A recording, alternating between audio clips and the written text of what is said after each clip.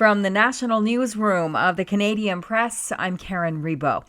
Elections Canada's latest report projects the federal Liberals won a minority government under leader Mark Carney, just 3 seats shy of a majority. It also says more than 19.5 million people cast ballots in this year's election, which worked out to 68.7% of eligible voters. That's the best voter turnout since 1993.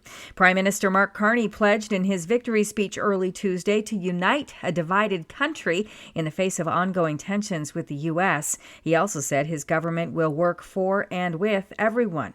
That promise will be put to the test soon. Carney spoke yesterday with U.S. President Donald Trump, who called to congratulate him on his Liberal win. The Prime Minister's office says the two have agreed to meet in person in the near future. Ontario's Conservative Premier Doug Ford was on American TV again yesterday and told ABC News he hopes Carney's government can help improve the currently strained relations with the U.S. We need to work together, put a ring around Canada and the U.S. and call it the Amcan Fortress. We're unstoppable. We have all the critical minerals that the U.S. needs. We have the energy. Donald Trump yesterday signed executive orders he says will offer U.S. automakers some temporary relief on his auto tariffs amid worries those levies could hurt factories. It's not clear what the full impact of the change will be for Canada's auto industry.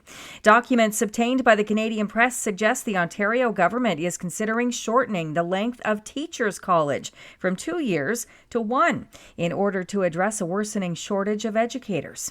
A Freedom of Information request on teacher supply and demand includes research the Ministry of Education conducted last year on the length of initial teacher ed programs.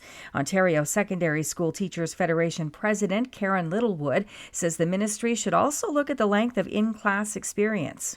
Sure, we have a 2-year program, and yes, it's supposed to allow for more practicum and time in the class with an experienced associate teacher, only that's not happening. British Columbia's health ministry says the man accused of killing 11 people and injuring dozens in Saturday's vehicle attack at a Vancouver festival was under the care of a mental health team.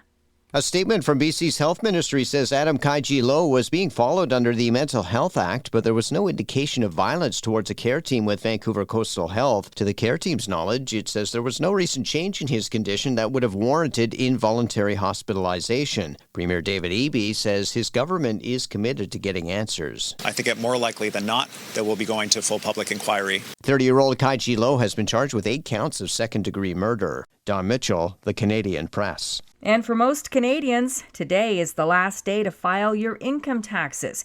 This is the Canadian Press.